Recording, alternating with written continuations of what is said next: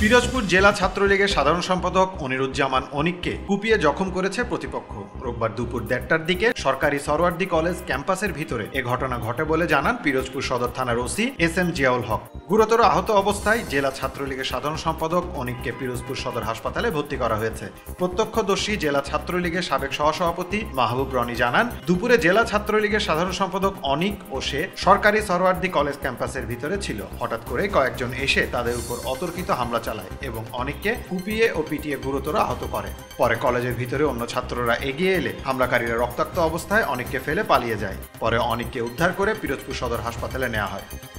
Secretary অনেক প্রতিপক্ষের হামলার কারণে মারামারির হিস্ট্রি নিয়ে আমাদের সদর হাসপাতালের জরুরি বিভাগে আসে এবং আমরা তখন আমার হাসপাতালের এমার্জেন্সিতে কর্তব্যরত চিকিৎসক ছিলেন ডাক্তার রাসেল মিয়া।